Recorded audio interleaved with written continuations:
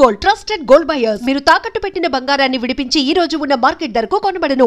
చాలా మంది గోస్ట్ రైటర్లు ఎప్పుడు చెప్పరు అవునండి. నేను ఈ సినిమాకి పనిచేశానని. అవునవును. ఎప్పుడో రేర్ కేసెస్ లో అవును. అది కూడా ఏంటంటే కొంచెం ప్రౌడ్ గా ఫీల్ అయినప్పుడు నేను ఇప్పుడు మీరు అన్నారు పెద్దవంశీ అవునవును. గారి దగ్గర అని. అవునవును. అలా కొంచెం చెప్పుకుంటారు, ఆ పేరు అవునవును. చెప్పుకుంటారు, నేను ఆయనతో ట్రావెల్ అయ్యాను అని. అవునవును. చాలా మంది గోస్ట్ రైటర్ గా చేసిన స్క్రిప్ట్లు ఏంటి, అవును. ప్రాజెక్టులు ఏంటి అని చెప్పరు. అంటే అవును. రూల్ ఏమన్నా ఉంటుందా ఒకవేళ రూల్ లేదండి. అంటే వాళ్ళ చెప్పకండి ఇష్టం అని అది. అంటారా వాళ్ళు ఏమన్నా?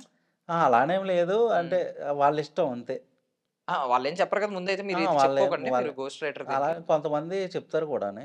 ఉమ్. అంటే అక్కడ ఇప్పుడు కొంతమంది అంటే ఖచ్చితంగా నాకు కూడా ట్రావెల్ అవ్వ నీకు క్రెడిట్స్ ఇస్తాననేసి అంటారు. ఉమ్, ఉమ్. కొంతమంది ఎవరు ఇస్తానని చెప్పిన తర్వాత పని అయిపోయిన తర్వాత ఏమో అది ఇది చేయరు. బాధాకరం. ఇటువంటివి ఉంటాయి కొన్ని థింగ్స్. సో మీకు అలాంటి ఏమన్నా జరిగింది నాకు ఎప్పుడైనా? అటువంటివి ఏం జరగలేదండి. అంటే ఉమ్, నేనేం ఎక్స్‌పెక్ట్ చేయలేదు. ఆ ఉమ్, టైంకే ఉమ్. చేసి ఎక్స్‌పీరియన్స్ గెయిన్ చేశాను. సో శశి విషయానికి వచ్చేసరికి కన్ఫర్మ్ గా ముందే కంప్లీట్. మీరు హ్మ్. మీ పేరు పడుద్ది, మీరే పేరు రైటర్ పడింది. అని చెప్పి అవునవును. అఫీషియల్ గా అవునవును. అనుకున్నారు. ఐ మీన్ ఇలాంటివి జరుగుతున్నప్పుడు ఎప్పుడైనా అనిపిస్తుందా సాటి వాళ్ళని చూసినప్పుడు? కొన్ని కొన్ని సినిమాలకి హ్మ్. హ్మ్. చెప్పాను కదా ఇందాక హ్మ్. అనుకున్నాం, హ్మ్. కొన్ని కొన్ని సినిమాలకి పాపం రైటర్ పేరు ఎవరో హ్మ్. తెలియదు, రైటర్ తెలియదు. అలాంటి వాళ్ళని మీరు ఎవరన్నా రియల్ లైఫ్ లో చూసారా? నేను చూసానండి. ఉమ్, అంటే నేను ఏం నమ్ముతానంటే ఇప్పుడు మన మన దగ్గరున్న విషయం ఒక సినిమాతోటి అయిపోతుందనేసి మనం అనుకున్నాం ఉమ్, అనుకోండి, ఉమ్, పెయినేస్తది విపరీతంగా. ఉమ్, ఉమ్, లేదు ఇది నాకు దీని నుంచి నేను ఇది నేర్చుకున్నాను. ఓకే. నాకిక్కడ ఇది అవ్వలేదు. నా దగ్గర ఇంకా చాలా మ్యాటర్ ఉంది. నేను ఇంకా ఉమ్, చేయగలను అనుకున్నప్పుడు నాకు తెలిసి అంత బాధ అనిపించదు. ఉమ్. హ్మ్. అంటే ఆ యాటిట్యూడ్ తోటి ఉండాలి అనేసి నేను అనుకుంటున్నాను మరి. సో 'శశికి' మన 'కే ర్యాంప్‌కి' మధ్యలో ఒక 4 ఏళ్ళు కనిపిస్తుంది మాకైతే. ఆల్‌మోస్ట్ అవునండి. 3.5, 4 ఏళ్ళు కనిపిస్తుంది. అవునవునవును. మరి ఈ మధ్య గ్యాప్‌లో ఏంటండి అసలు ఈ మీ పేరు? మధ్యలో దీని మీదయితే 2 ఇయర్స్ ఉండిపోయాం ఈ స్క్రిప్ట్ హ్మ్. మీద. హ్మ్. రిమైనింగ్ అంటే నేను స్క్రిప్ట్‌లయి చేసుకున్నాను. వేరే చిన్న సినిమాలకి వర్క్ చేశానండి. హ్మ్. సో అవి అది. కూడా ఆల్‌మోస్ట్ గోస్ట్ రైటరే. మళ్ళీ పేరే ఆ! వేయించుకోకుండా ఈ కైండ్‌లో. అంతే. అంతే. మీ ఇంటెన్షన్ ఉంటదా? పేరేం అక్కర్లేదు వద్దని చెప్పి ఆ టైంలో? అలా అంటే ముందే చెప్పేస్తారు వాళ్ళు హ్మ్. హ్మ్. ఇలాగనేసి. వాళ్ళు తీసుకున్నదేంటంటే హెల్ప్‌కి తీసుకున్నారు అంతే. హ్మ్. సో ఇప్పటికి ఇదే నడుస్తుందండి? రెమ్యూనరేషన్ మీన్స్ మీకు అంటే మంత్లీ ఎంత రెమ్యూనరేషన్ అలా నడుస్తుందా? లేదు ప్రాజెక్ట్‌కి ఇంత మంత్లీ అని అని నడుస్తదా? కాదు. ప్రాజెక్ట్‌కి ఇంతని ఇస్తారు. హ్మ్. అంటే నేను చూసేదేంటంటే ఇప్పుడు ఏమవుతుందంటే రైటర్సే డైరెక్టర్స్ అవుతున్నారు. హ్మ్. లేదంటే డైరెక్టర్‌కి ఆ స్కిల్స్ ఉంటున్నాయి.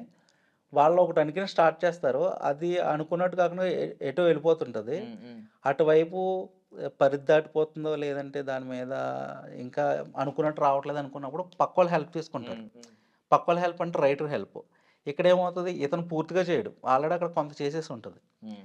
అలాగనే పూర్తి క్రెడిట్స్ ఇవ్వరు. ఆల్రెడీ అతను రైటర్, డైరెక్టర్ అని ఫిక్స్ అయిపోయి ఉంటాడు. హ్మ్. సో, ఇలాగా ఎక్కువ జరుగుతుంటాయన్నమాట. ఒక వెర్షన్ రాయమన్నాము, లేదంటే కొన్ని సీన్‌లు రాయమన్నాము, ఇలా చేస్తుంటారు. సో 'రవీంద్ర రాజా' ఏంటండి ఆ పేరు? స్క్రీన్ నేమ్ ఎలా ఎలా వచ్చింది? ఎందుకొచ్చింది? నాది 'రవి' అని ఉండేది. హ్మ్.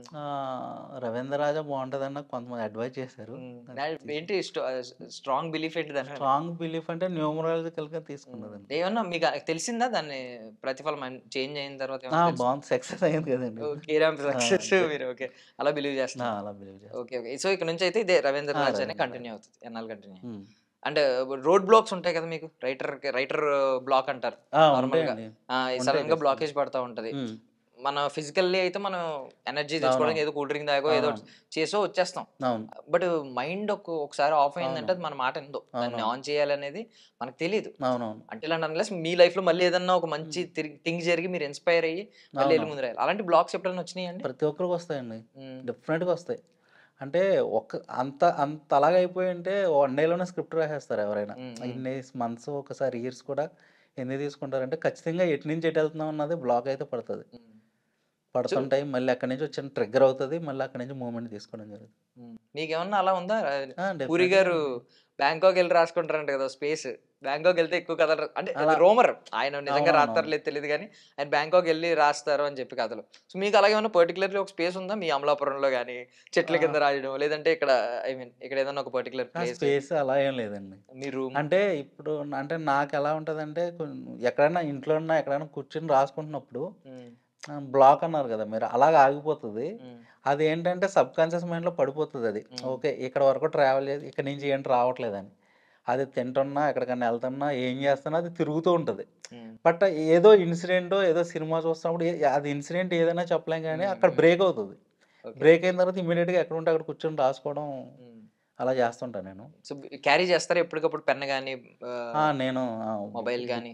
మొబైల్‌లో మొబైల్‌లో రాసుకుంటాను. రాసేసుకుంటూ ఉంటారు ఎప్పటికప్పుడు గుర్తొచ్చింది. గుర్తొచ్చి నేను రాసుకుంటా. అంటే ఇదొకటి వినేవాళ్ళం. అంటే మోస్ట్‌లీ ఎక్కువ ఐడియాస్ డ్రీమ్స్‌లో వస్తాయి. కలల్లో వస్తాయి.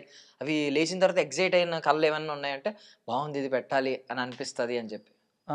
నాకు జరిగిన ఎక్స్‌పీరియన్స్ నేను విన్నదేంటంటే, ఇప్పుడు ఇందాక చెప్పినట్టే మనం రాస్తున్నప్పుడు, ఇలా చేస్తున్నప్పుడు ముందుకెళ్ళదండి, ఆగిపోతది. హ్మ్. సో, పడుకున్నప్పుడు ఏంటంటే, దాని మీద మైండ్ వర్క్ చేస్తది. అదే సబ్‌కాన్షియస్ మైండ్ అంటారు కదా! అలా వర్క్ చేస్తున్నప్పుడు అక్కడికక్కడ ఏదో సొల్యూషన్ దొరికేస్తది. హ్మ్. ఆ డ్రీమ్‌లో ఏంటంటే, అబ్బా! ఈ పాయింట్ వచ్చింది, ఇలా వచ్చింది, లెగిసి రాద్దాం అనేసరికి కొన్నిసార్లు గుర్తు కూడా ఉండదు హ్మ్. అదేంటన్నది. హ్మ్. కొన్నిసార్లు ఓహో! ఇలా అనిపించిందా? కలలో పర్ఫెక్ట్‌గా అనిపించింది గానీ, హ్మ్. నాకు ఇక్కడ వర్కౌట్ అవ్వదు కదా! అనేసి అనిపిస్తుంటది. హ్మ్. ఇటువంటి సందర్భాలు జరుగుతుంటాయి. సో, పోస్ట్ సక్సెస్ అంటే ఇది తప్పుగా అనుకోవద్దు మీరు యాహ్! మళ్ళీ. ఓకే. సక్సెస్ అయిన తర్వాత కొంతమంది ఏదో ఒక గిఫ్ట్ రూపంలోనో హ్మ్. హ్మ్. యాక్చువల్లీ ఆ ఆనందాన్ని ప్రొడ్యూసర్ హ్మ్. పంచుకోవడం, లేదంటే హ్మ్. డైరెక్టర్ వాళ్ళ టీమ్‌తో పంచుకోవడం. హ్మ్. ఏదో ఒక రూపంలో హ్మ్. లైక్ చిన్న కీ చైనే అవ్వనుకోండి, హ్మ్. పోనీ ఏదో ఒకటి. కొంతమంది కార్లు ఇచ్చేవాళ్ళున్నారు. హ్మ్. హ్మ్. అవును. అట్‌లీస్ట్ ఆ కార్ కీకి పెట్టుకోవడానికి కీ చైన్ ఇచ్చేవాళ్ళున్నారు. అవునవును. అలాగే ఏదైనా మీకేమన్నా వచ్చిందా దీని నుంచి నాకు కాంప్లిమెంటరీగా? మామూలు పార్టీస్ ఇచ్చారు. ఆ! నాకు ప్రొడ్యూసర్ అయితే నాకు లొకేషన్‌లోనే ఆయన కథ ఒకటి ప్రిపేర్ చేసుకో మంచిదని చెప్పారండి. హ్మ్. ఓకే. ఇది ఆ ఇది ఇంకా పర్లేదు. పెద్ద గిఫ్ట్ లెక్క.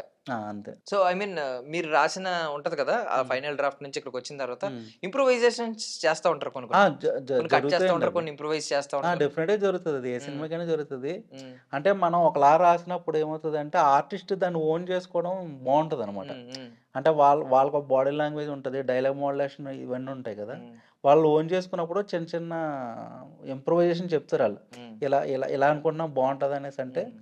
మనం బాగున్నప్పుడు ఖచ్చితంగా ఆళ్ళు చేస్తారు. అటువంటి చేంజెస్ చాలా జరుగుతాయండి. హ్మ్. సో, ఇందులో మోస్ట్‌లీ ఏంటంటే హ్మ్. మీమ్ లాంగ్వేజ్, అవునవును.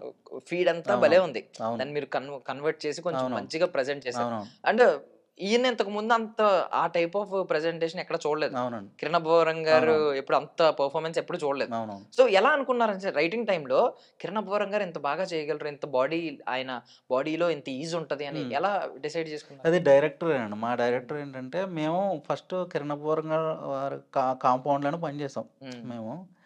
అప్పుడేంటంటే దగ్గర నుంచి చూడడం అదీను, ఆయన ఎస్ఆర్ కళ్యాణ మండపంలో ఆ ఈజ్ ఉంటది స్టార్టింగ్. హ్మ్. ఈ స్క్రిప్ట్‌కి దాన్ని అడాప్ట్ చేద్దాం అనేసి డైరెక్టర్ ఐడియా అనేది. హ్మ్. అందుకని దగ్గర నుంచి చూడడము, హీరో గారికి అది నచ్చడం, ఆయన ఇంకా ఎంత పొటెన్షియాలిటీ ఉందో హ్మ్. అంతా పెట్టి చేసాడాయన. సో, గోయింగ్ బ్యాక్ టు మీ అమలాపురం డేస్, మీ యంగ్ ఆ! చైల్డ్‌హుడ్ డేస్‌కెళ్ళిపోతే హ్మ్. ఏం చదువుకున్నారండి? నేను బీకామ్ ఐసీడబ్ల్యూ స్టేజ్ 1 చేశానండి. హ్మ్. సో, అంటే రైటింగ్ ఐ మీన్ కాలేజ్ టైమ్‌లో, స్కూల్ టైమ్‌లోనే మీలో ఐ మీన్ ఈ రైటింగ్ వైపు, డైరెక్షన్ వైపు వద్దామని ఆలోచన ఉందా? అలా లేదు గానీ, సినిమాలంటే ఇష్టం. హ్మ్. ఎస్పెషల్లీ 'మణిరత్నం' సినిమాలంటే ఇంక ఏంటి డై హార్ట్. 'మణిరత్నం' గారి సినిమాల్లో ఏది బాగా ఇష్టం? అంటే ఆ నాకు నాస్టాల్జియా. అన్ని సినిమాలు ఇష్టమండి. అంటే హ్మ్. ఆయనయి. అంటే ఆయన ఫ్రేమింగ్ గాని, మేకింగ్ గాని నెక్స్ట్ లెవెల్‌లో ఏది ఉంటది. రిలీజ్ అయినా మళ్ళీ ఎళ్ళిపోతారా? సినిమా 'మణిరత్నం' వెళ్తాను. గారివి. వెళ్తాను. హ్మ్. ఏదన్నా ఒక ఇష్టం. సీన్ ఏమన్నా హాంట్ చేసినయి ఉన్నాయా? ఇప్పుడు మోస్ట్‌లీ ఏంటంటే నేను రీల్స్ ఆ! ఆ! జనరేషన్ కాబట్టి హ్మ్. కొన్ని సినిమాల్లో నాకు ఉంటాయండి. ఇప్పుడు హ్మ్. 'ఏం షోలో' కొన్ని హ్మ్. సీన్‌లు హ్మ్. ఇష్టం.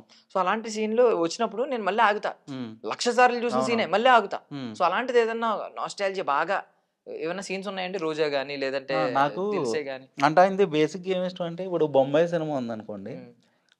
అరవింద్ స్వామి ఫస్ట్ చూస్తాడు ఆమెని. హ్మ్. అది చూసి దాంట్లో డెప్త్ ఉంటది కదా! అంటే మనం ఒక 10 సీన్‌లేసి దానికి ఆయన ఒక సీన్‌లో చెప్పేస్తాడు ఆ డెప్త్. అది ఇష్టం అనమాట నాకు. హ్మ్. హ్మ్. అలాగే 'ఆర్‌జీవి' గారియి గూడా. అంటే చాలా తక్కువ సీన్స్‌లో చాలా తక్కువ టైంలో ఎక్కువ ఇంపాక్ట్ చూపిస్తారు వాళ్ళు. హ్మ్.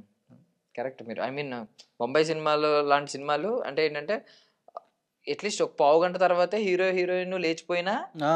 మనిషి ఆహ్, ఆడియన్ కనెక్ట్ అయిపోతాడు. అవునవును. ఎందుకంటే ఆ డెప్త్ అలా ఆ డెప్త్ తీసుకెళ్ళిపోతారు. చూపిస్తారు. అది హ్మ్. అదిష్టం అనమాట బాగా. చూపించే విధానం ఉంటది కదా! హ్మ్. నైస్. నైస్. యాహ్! సో, మీదంతా చైల్డ్‌హుడ్‌లో ఇది ఒకవైపేమో 'మణిరత్నం' గారు, హ్మ్. 'ఇళయరాజా' గారు, ఆ! ఏఆర్ రెహమాన్ గారు నడిచారు అవునండి. అవును. మొత్తం అంతా. అవును. బట్ ఇక్కడికొచ్చిన తర్వాత కంప్లీట్ క్వైట్ ఆపోజిట్‌లోనే నడుస్తున్నట్టుంది. అపోజిట్ అంటే మనం ఒకటి సరెండర్ అయ్యాక అంటే మనకిష్టం ఒకటుంటది. బట్ హ్మ్. ప్రొఫెషనల్‌గా ఒకటుంటది. హ్మ్. అంటే ఇప్పుడు సినిమాలన్నీ ఒకలా ఉండవు కదా! హ్మ్. అంటే సినిమాకి తగ్గట్టు దానికి తగ్గట్టు రైటింగ్ చేయాల్సొస్తది. వర్క్ హ్మ్. కూడా చేయాల్సొస్తది హ్మ్. అలా. సో, డైరెక్టర్ మీద ఫస్ట్ నుంచి ఒక అభిమానం, ఒక ప్రేమ ఇవన్నీ ఉన్నాయి. ఆ! యాక్టర్ మీద ఎవరి మీద లేదండి ఆ టైంలో? ఒక ఏ యాక్టర్ టైంలో అంటే అండి? హీరో అంటే చిన్నప్పుడు మీకు స్కూల్ డేస్, కాలేజ్ డేస్? నాకు యాక్టర్ అంటే, అంటే సినిమాలు ఎక్కువ ఇష్టం. సినిమాలను బట్టి యాక్టింగ్ నచ్చేదండి. హ్మ్. హ్మ్. ఆ టైపు. అలా యాక్టర్ అని ఒక యాక్టర్ అని ఇలా ఉండేది. స్పెసిఫిక్ అంటూ ఏం లేదు. ఫ్యాన్ వారు ఇలాంటివి ఉంటాయి కదా అప్పుడు. అప్పుడు ఏమి అందులో అలా ఏం ఇందులో లేదు. ఇన్వాల్వ్ అంటే అయ్యేవారు పవన్ కదా. కళ్యాణ్ కొంచెం ఇష్టం ఉండేది బాగా కాలేజ్ ఇన్వాల్వ్ అయ్యేవారా ఫ్యాన్ వార్స్ ఫ్యాన్ వార్సలు ఏం లేదు, ఇన్వాల్వ్ ఏం లేదు. అంటే ఎలా నడిచేది అప్పట్లో మీ మీ ఇప్పుడు అంతా ట్విట్టర్ లో ఆర్మీ అని చెప్పి డిహెచ్ఎఫ్ఎం అని చెప్పి రకరకాలవి పవనిజం అని చెప్పి ఇలాంటివి వస్తున్నాయి. అవునవును. బట్ మీ రోజుల్లో ఎలా నడిచేవి? ఆ టైంలో పెద్దగా నాకు ఐడియా లేదు. ఒకటి నేను పెద్ద కొంచెం ఇంట్రావర్ట్‌గా ఇటువంటి ఎక్కువ ఇది చేసేవాడిని కాదు. నేను బుక్స్ అయ్యి చదువుకుంటూ రాసుకుంటూ ఉండేవాడిని నేను అప్పుడప్పుడు. బుక్స్ చదివేవారు అప్పటి నుంచి? బుక్స్ చదివాను. సో కంప్లీట్ ఫస్ట్ నుంచి తెలుగు సాహిత్యం మీద మంచి పట్టు ఉందండి? సాహిత్యం మీద పట్టనేం లేదండి, నవల్స్ అయ్యి చదివేవాడిని అంతే కొంచెం.